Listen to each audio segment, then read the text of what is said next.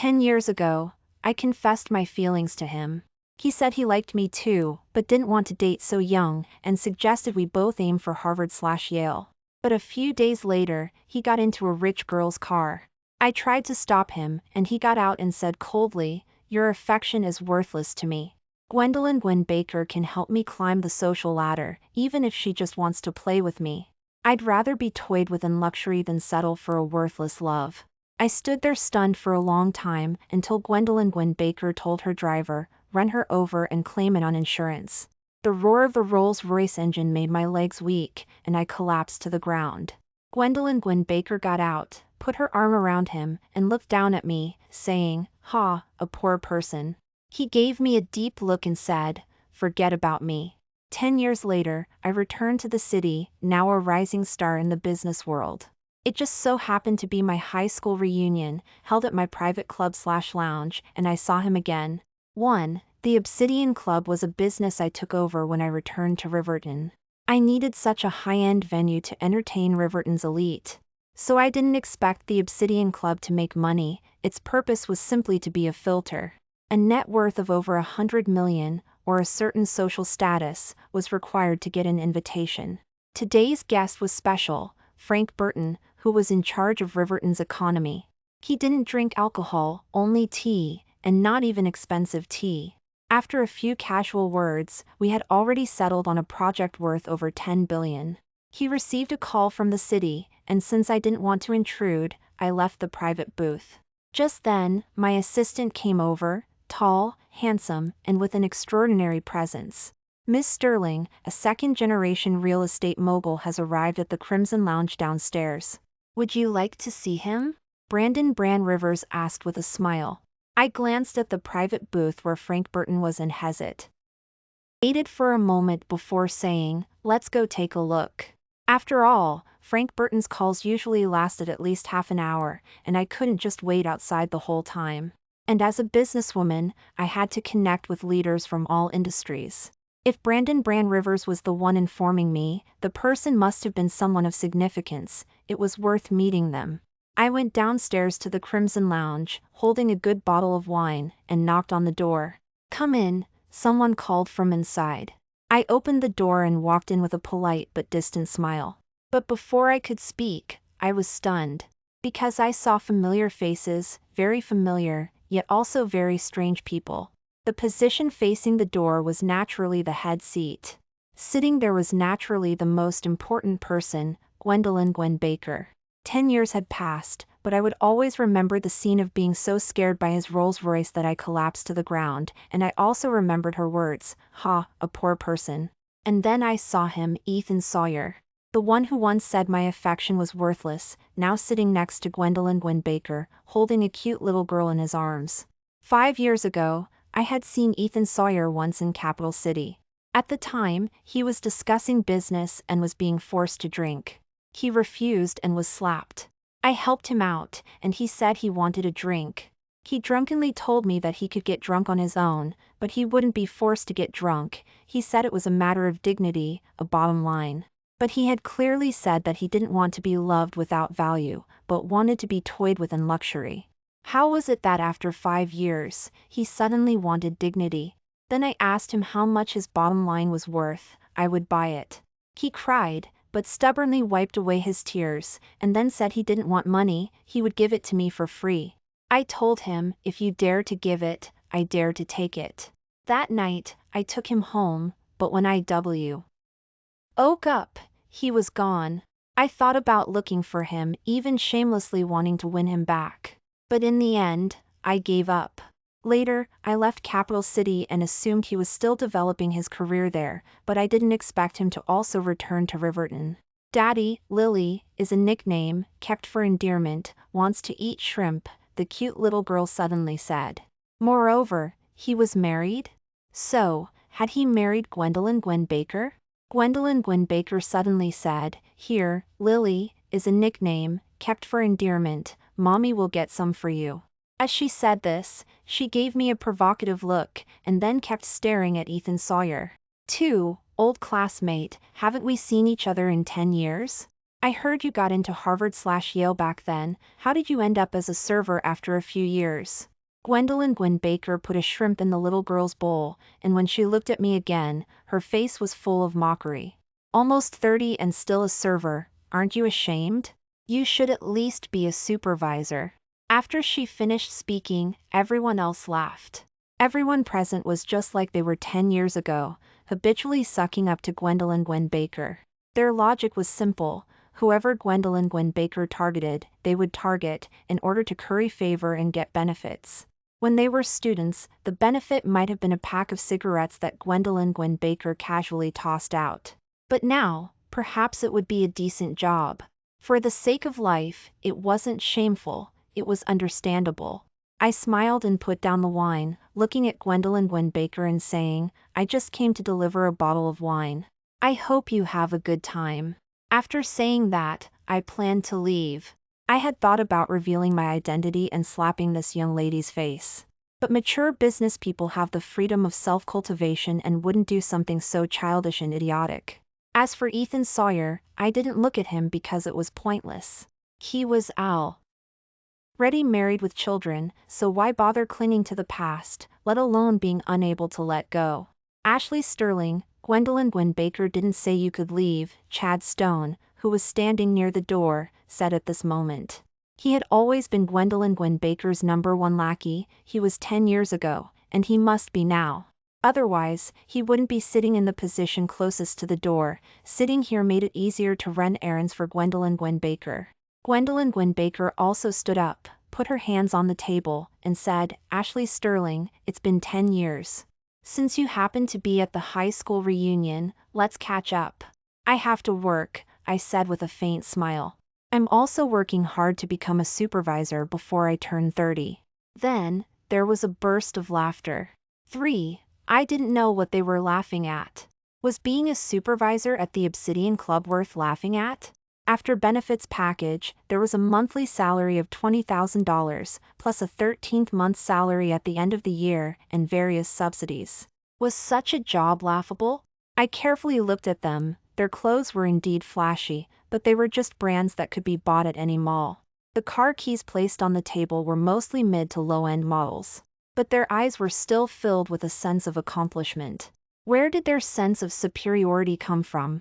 A woman named Tiffany Wengler seemed to have noticed me looking at her car keys and said in a sarcastic tone, Ashley Sterling, you don't even have a car, do you?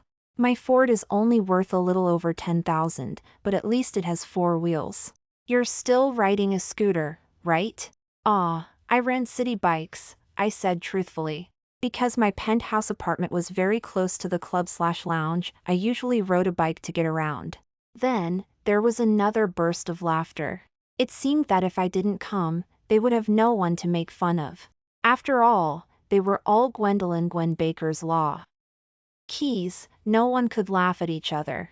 Tiffany Wengler said to Ethan Sawyer, Ethan, you were really smart to dump her back then, otherwise, you might be crying on a bicycle now. They laughed again. Especially Chad Stone, who was standing opposite me, laughing with his head tilted back. I could even see his molars. Ethan Sawyer's face was very pale, and he didn't dare to look at me. His eyes were very evasive. What was he afraid of? Was he afraid that I would reveal that night in Capital City? I wasn't that childish. Gwen Baker tapped the table, and the laughter stopped. She pointed at me and said, Ashley Sterling, you stay here. Later, I'll talk to Bran Rivers, and he can move you up and make you a supervisor. It's not a problem. Gwen Baker smiled again when she saw that I didn't say anything. You probably don't know Bran Rivers. He's the assistant to the club/lounge owner. It's normal that a little server like you wouldn't have the chance to meet him. Even if you had the chance to meet him, what kind of status does Bran Rivers have? Even Gwen Baker's father has to be polite to him. Would he bother with a little server like you? That's not necessarily true. After all, our Ashley Sterling is quite pretty. Maybe Bran Rivers will take care of her, Tiffany Wengler said with a smile. So what if he takes care of her? Her status would be about the same as a dog's, at most just a pet. I really wanted to ask them if I had dug up their ancestral graves. Was it really necessary? However, I really didn't have time to argue with them, and I didn't want them to know my true identity. Otherwise, someone would definitely come over to flatter me and ask for benefits, like dog skin plaster, very annoying. Everyone have fun. I really have to go, otherwise I might lose my job, I said with a smile, and planned to leave again. But at this moment, Chad Stone suddenly pushed me. Ashley Sterling, are you refusing a toast when it's off? Red? Gwendolyn Gwen Baker is giving you face, you should kneel down and accept it with both hands. Chad Stone said, pointing at my nose. I calmly looked at him and then nodded, saying, okay, I accept it. I'm not leaving. That's more like it. Chad Stone reached out and patted my face. I saw it clearly, it was his right hand. Gwendolyn Gwen Baker pointed to an oak barrel in the corner that was used as decoration and said, there are no chairs, so just sit there. Then, they continued to laugh. I looked at them and shook my head with a smile. They were really childish. Then, I walked over and sat down. Ethan Sawyer suddenly stood up and said, okay, stop it, Ashley Sterling, just leave. Gwendolyn Gwen Baker looked over with a cold face and asked, what's wrong? Do you feel sorry for her? I don't, I just don't want to see her. Ethan Sawyer said through gritted teeth, as if he hated me to the core. It seemed that he was really afraid that I would reveal that night 5 years ago and ruin his marriage with Gwendolyn Gwen Baker. You don't have to look at her, Gwendolyn Gwen Baker said with a cold smile, then sat down and looked at me, saying, I just like watching Ashley Sterling, like watching a monkey show. I haven't seen a monkey in a long time. Chad Stone smiled and said, Ashley Sterling, don't work here, go to Gwendolyn Gwen Baker's company, be a janitor or something. Gwendolyn Gwen Baker will be happy to see you and might even reward you with a few bananas. Then, they laughed again. I said nonchalantly, forget about being a janitor. When I have money, I'll buy Gwendolyn Gwen Baker's company, I want to be the boss. They were silent, then burst out laughing. Ethan Sawyer didn't laugh, but his eyes turned red. He looked at me blankly, as if he was begging me, wanting me to leave. For, Ashley Sterling, when you really have money, I'll definitely sell the company to you, Gwendolyn Gwen Baker said after laughing. But when you have money, our company will be even more valuable. I didn't respond. Chad Stone was a good hype man. Gwendolyn Gwen Baker, what do you mean by that? Does the company have another big project? Yes. I heard that the owner of the Obsidian Club is a young talent that Riverton's top dog spent a lot of effort to bring back. I heard that this person either doesn't make a move, or when he does, it's a project worth over $10 billion. In recent years, Riverton's business community has been slow to move. Half of the newest innovation district is vacant. I heard that this person is here for the innovation district. My dad has a bit of a relationship with Riverton's top dog. If we get some projects then, wouldn't we make a fortune again? Gwendolyn Gwen Baker said with a smug look. The top dog she was talking about was actually Frank Burton. After Gwendolyn Gwen Baker finished speaking, she looked at me again and said, Ashley Sterling, I still remember when you were almost scared to pee by my Rolls Royce. I still have that Rolls Royce. Can you drive now? If you can drive, come be my driver. I'll let you drive that Rolls Royce. I've only driven American-made cars, I said truthfully. Then, they continued to laugh. Were there really so many jokes? When I went to a comedy club in Capital City, there weren't so many jokes. Maybe seeing that I wasn't speaking and wasn't angry, they felt a sense of powerlessness, like punching cotton, and were a little unhappy. Especially Gwendolyn Gwen Baker, who had left me to be made fun of, naturally wouldn't let me go easily. She pointed to a bottle of fine whiskey, e.g. Macallan, on the table and said, Ashley Sterling, have you ever had fine whiskey, e.g. Macallan? It's quite expensive. Today, I'll give you a chance to try it. You finish this bottle, and I'll let you leave. I don't drink because it hurts my brain. I don't drink, I shook my head, and I didn't want to play with them anymore. Seeing that they were being endless, I could only reveal my hand. Gwendolyn Gwen Baker, actually, I'm the owner of the Obsidian Club. The project worth hundreds of millions that you just mentioned is also being led by me. When I said this, I was very serious. But they didn't believe me. Everyone looked at me like they were really watching a monkey. Then, there was another burst of laughter. Chad Stone pointed at me and said, "Ashley Sterling, you're really good at bragging. Did you major in bragging at Harvard/Yale?" I'm dying of laughter. "Why don't you say you're Qin Shi Huang?" Tiffany Wengler also laughed wildly. I sighed, looked at them, and said, "Is there something wrong with your understanding? Have you ever seen a Harvard/Yale graduate being a server?" They were stunned for a moment, but their eyes were still filled with disdain. Gwen Baker said with a sneer, "Does it matter if you're a server? The important thing is that even if you graduated from Harvard/Yale, you're still poor in front of me." She stood up and pointed at the bottle of wine, saying, "You either drink this bottle, or I'll use this bottle to crack your head open. Pick one. If I drink it, I can leave." Ethan Sawyer suddenly stood up. He picked up the bottle of fine whiskey, e.g. Macallan, took a deep breath, and said, "I'll drink it for her, and then let her leave." Why was he helping me? Was he afraid that I would stay here, be pushed too far, and then reveal that night? I looked at him, and my heart was a little uneasy. But at this moment, the door of the Crimson Lounge was opened. Brandon Rivers and Frank Burton walked in, one after the other. Frank Burton often appeared on local news, so most people recognized him. And Brandon Rivers, as my special assistant, didn't deliberately avoid public attention, so he was also considered a celebrity. When Gwendolyn Baker saw them suddenly come in, she immediately walked over with a flattering expression and bowed, saying, "Uncle Frank, Special Assistant Rivers, why are you here?" When the others saw this, they immediately stood up as well. Only I was still sitting on that oak barrel. When Gwendolyn Baker saw this, she immediately scolded, "Ashley Sterling, stand up for me. Didn't you see who's here?" 5. All eyes were on me. I calmly took out a piece of candy, slowly peeled off the wrapper, and said without looking up, "We're all acquaintances, there's no need to be so polite." Then, I put the candy in my mouth. I use my brain a lot, so I'm used to eating candy. "Auntie, is it sweet?" The cute little girl, Lily, is a nickname, kept for endearment, didn't know when she had walked in front of me, tilted her head, and stared at me with her watery eyes. I took out a piece of candy, handed it to her, and said, "Try it yourself." Ethan Sawyer, control your bastard child.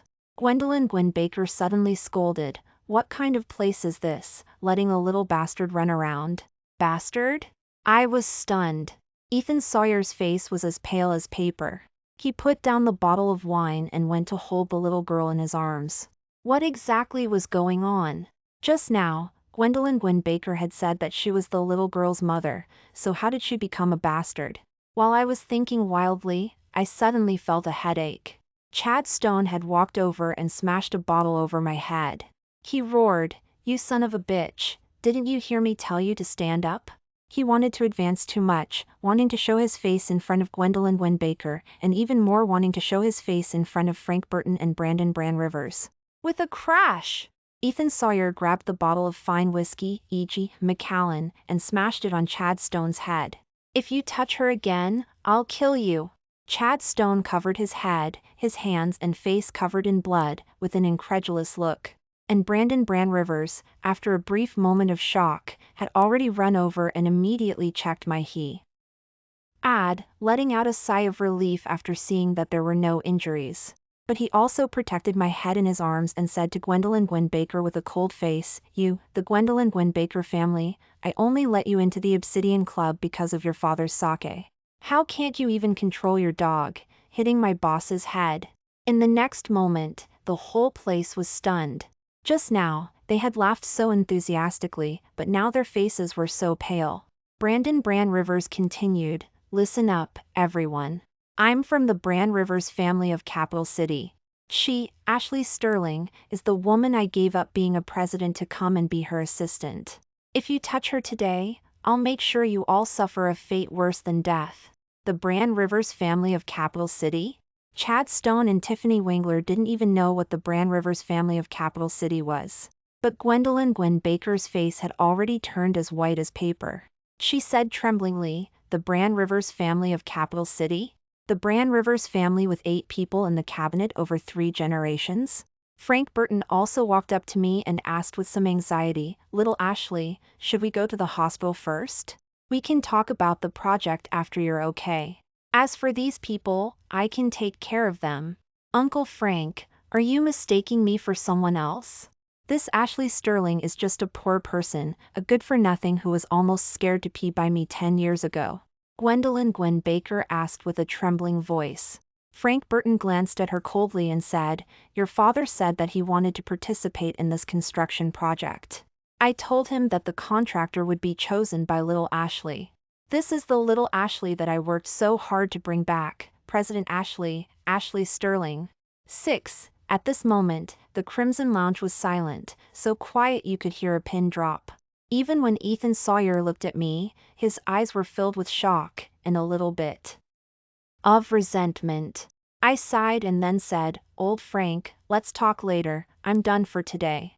"Okay, then I'll wait for your call." Frank Burton nodded, then said to Brandon Bran Rivers, "Ah, Bran, then you must take good care of little Ashley tonight." "Don't worry," Brandon Bran Rivers nodded. And Gwendolyn Gwen Baker and the others obviously didn't want to leave right away. But the club/lounge security guards had already rushed in and taken them all away. Even Ethan Sawyer, who was holding Lily, is a nickname, kept for endearment, was taken out. He looked back at me from time to time, and Brandon Bran Rivers suddenly threw himself into my arms and said, "I'm still here, and you're looking at other men? Aren't you afraid I'll be jealous?" Then, I saw Ethan Sawyer leave in tears. I opened my mouth, but didn't say anything. Not long after, I returned to my room. A private doctor came over to give me a simple checkup, and left after confirming that I was fine. I collapsed on the sofa. Not far away, Brandon Bran Rivers poured a glass of wine and leaned against the piano, taking small sips. His lips were stained with red wine, exuding an alluring glow.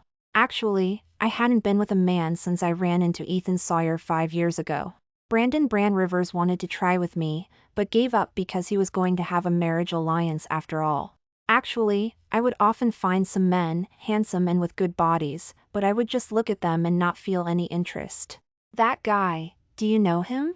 Brandon Bran Rivers suddenly asked. I nodded and then briefly explained what had happened 10 years ago. As for the encounter 5 years ago, I didn't mention it. Brandon Bran Rivers looked at me very seriously for a while and said, "I can tell that that guy has feelings for you. You can't hide the way a person looks at someone they love." Aw.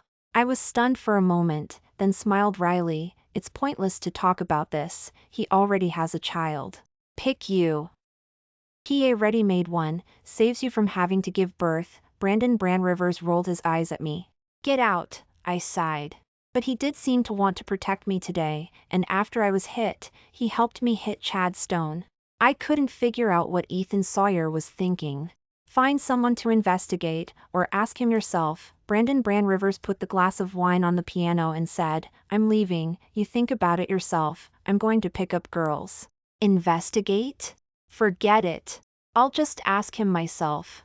After making up my mind, I lay directly on the sofa and fell asleep. The next day, I woke up when Brandon Bran Rivers came to call me. Moreover, Gwendolyn Gwen Baker and her group had also come. They walked in front of me and knelt down in unison.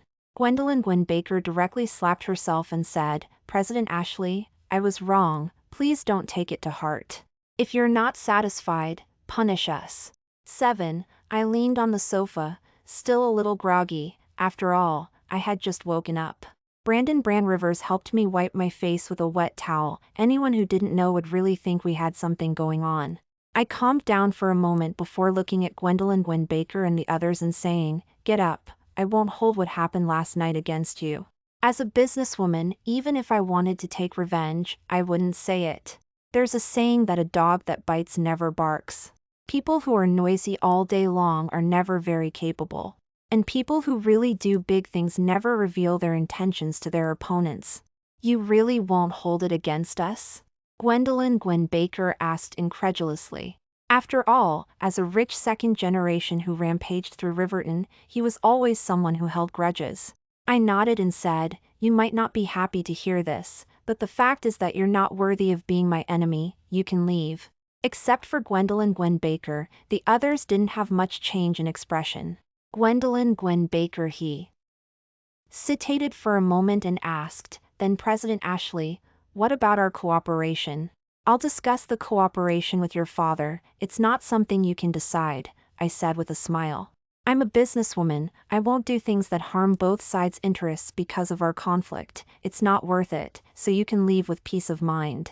Gwendolyn Gwen Baker nodded, as if she had been granted amnesty, and left with everyone.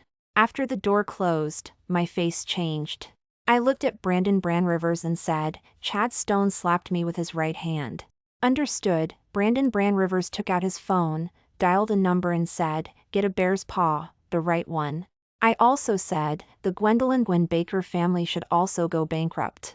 Brandon Rivers nodded, I'll personally handle this, with Frank Burton's cooperation, it's not difficult. It wasn't difficult to begin with. When I do business, I always try to be kind to people first. But if anyone dares to block my path, then I'm the most ruthless. After I arranged some work, I left the club/lounge and got into my American-made car. It's really an American-made car? Tiffany Wengler said softly from a corner. Chad Stone, whose head was wrapped in bandages, said, Big sister, this is a custom Cadillac presidential limousine, the price on the road is over $8 million, this one must have been specially modified, it won't be less than $15 million, and it's not something you can buy just because you have money, you have to pass a political review, and you also have to have a certain social contribution to be eligible to buy it. Come on, can an American-made car really be that expensive? Tiffany Wengler curled her lips. Gwendolyn Gwen Baker's face became even paler, it's really that expensive. She felt a little sad in her heart, the people around her couldn't even see the value of this car, but Brandon Rivers was so protective of Ashley Sterling. This was the difference. Gwendolyn G.W. And Baker drove away, returned to the company, and saw her father. Gwendolyn Gwen Baker's father quickly asked, how was it resolved? Gwendolyn Gwen Baker breathed a sigh of relief and said, Ashley Sterling said she wouldn't hold it against us, she said she was a businesswoman and wouldn't destroy both sides' interests for personal grudges, and also said she would talk to you about cooperation, she's really doing big business, I can't compare to her. Gwendolyn Gwen Baker's father nodded first, then stood up from behind his desk.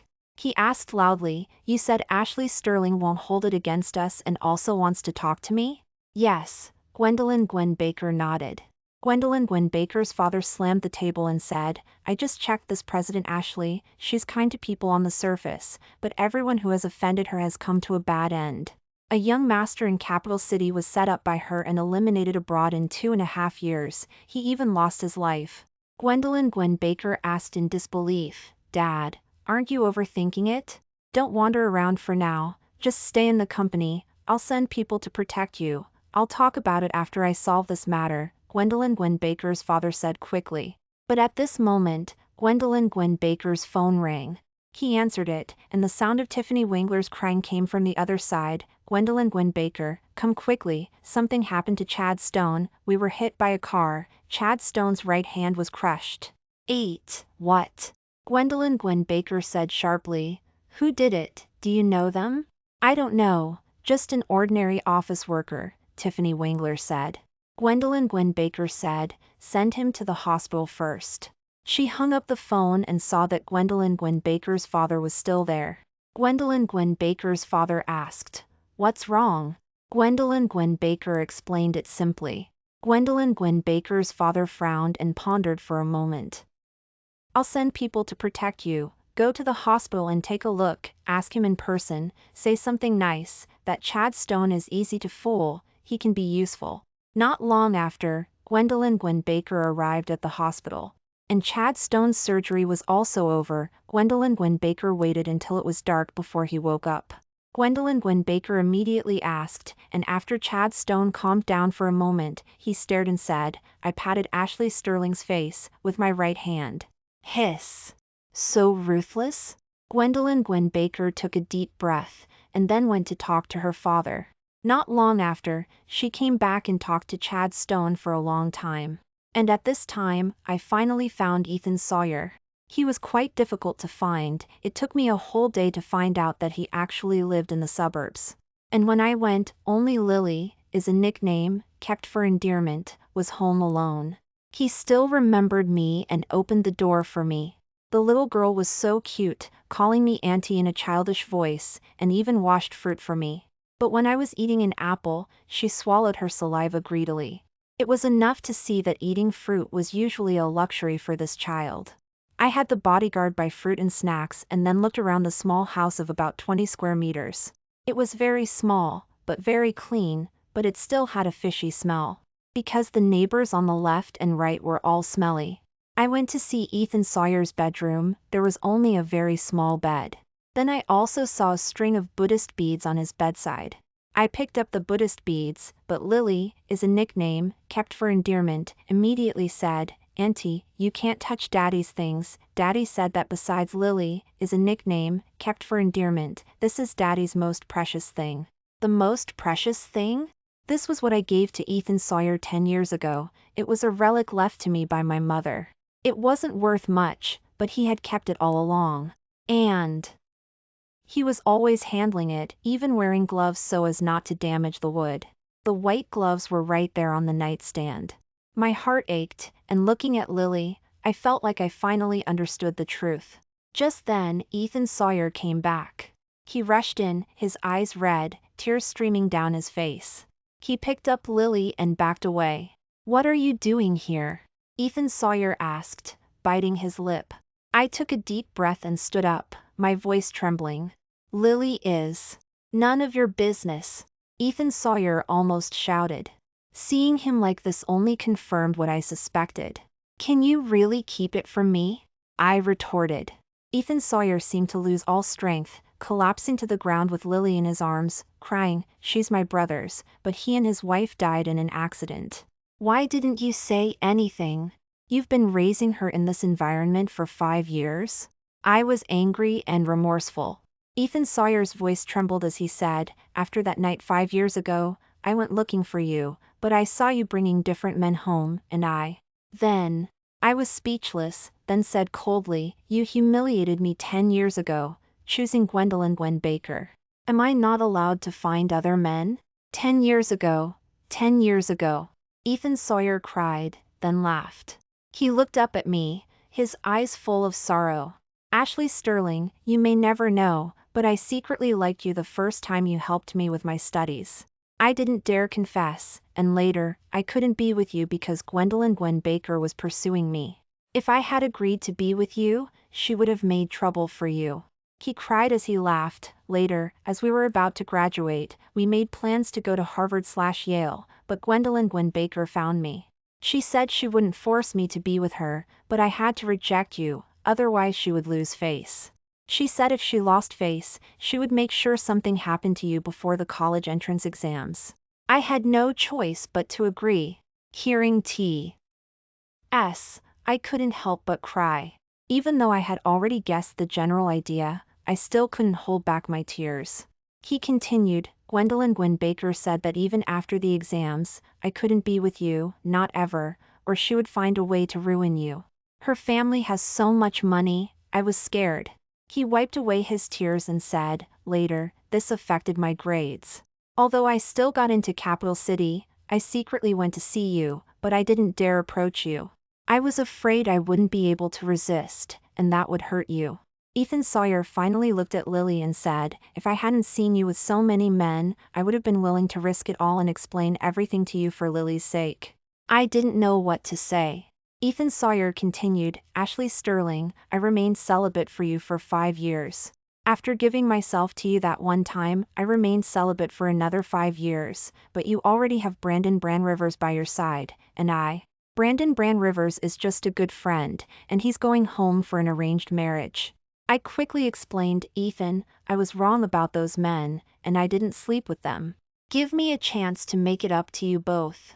"You did nothing wrong," Ethan Sawyer said with a wry smile. "After all, from your perspective, you were the victim who got dumped. It wouldn't be normal if you hadn't found other men for me."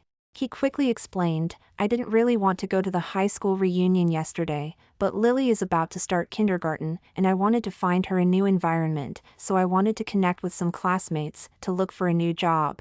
Then Gwen Baker said she was Lily's mother. She said it on purpose. I have nothing to do with her, but I didn't dare say anything at the time. She glared at me. I was afraid she would do something to you. I understand, I sighed, walked over, and helped them both up. Give me a chance, okay? I tentatively hugged Ethan Sawyer. Ethan Sawyer didn't say anything, but he didn't resist. Lily was a little dizzy and didn't quite understand what was happening. Just then, the bodyguard who had gone to buy snacks and fruit returned, and Lily went to eat. Ethan Sawyer and I talked for a long time, and I learned how difficult things had been for him at work. Because he was so talented, there was always gossip around him, and his superiors and clients always wanted to get involved with him. He had no choice but to help his parents sell lunch boxes. His older brother and sister-in-law also helped him, but they were poor and couldn't give much. I told him that from now on, he wouldn't have to worry about money anymore because money was the last thing I lacked. He said he really didn't care about money because he was a very unmaterialistic person, but Lily was different. That night, I took them both back to my penthouse apartment. The next day, I had Frank Burton pull some strings and we got our marriage license and registered Lily for school. I asked Lily to call me Mom. She was a little scared, but still sweetly called me Mom. A few more days passed, and Brandon Rivers suddenly called me and asked me to go to the Innovation District. Ethan Sawyer and I went together, with Lily being watched over by the bodyguards at home. When we arrived at the Innovation District, we walked into a factory. Then I saw many familiar faces, including Gwendolyn Baker and Chad Stone, as well as Tiffany Wingler and a few other classmates. But they were in a terrible state, hanging from the ceiling. Not far away, an industrial shredder was roaring. And Brandon Rivers was sitting in a chair, a playful smile on his face. Ethan Sawyer was frightened by the scene and quickly grabbed my hand. I frowned and asked, Bran, what's going on? This wasn't Brandon Rivers' style. He wouldn't use brute force to get rid of someone. He had taught me how to plan and get rid of someone rationally. Brandon Rivers couldn't help but laugh. I bribed someone close to Gwendolyn Baker's old man and found out these people were plotting against you. You know, I'm good at planning, but if the other side strikes first, I'll switch to a more exciting method, Brandon Rivers added. I looked closely and saw Gwendolyn Baker's father. Gwendolyn Baker, seeing me, shouted, Ashley Sterling, we were classmates, give me a chance, I don't want to die. When you were plotting against me, did you think about giving me a chance? I retorted. Gwendolyn Baker roared, Ashley Sterling, don't think I don't know your methods. You spent 2.5 years plotting to get rid of a young master from Capital City. Even if I didn't try to harm you, you would have harmed me. You're right, I nodded. It's better to die sooner rather than later, especially knowing that you threatened Ethan 10 years ago. I want you to die a terrible death. With that, I took Ethan Sawyer and left, telling Brandon Rivers, don't leave any traces. Fire can melt away all traces, Brandon Rivers said. Soon after, my project officially launched. But I never get involved in every detail, I prefer to be a hands-off boss. I only need to set the big picture, and Brandon Rivers will naturally take care of the rest. I spent every day with Ethan Sawyer and Lily, making up for those 10 lost years. Later, we had a wedding, but it wasn't too extravagant. I also took good care of Ethan Sawyer's parents and older brother and sister-in-law. Once the project was on track, Brandon Rivers had to return to Capital City for his arranged marriage. Later, when I no longer had to worry about the project, I took Ethan Sawyer and Lily to see the great landscapes of our country.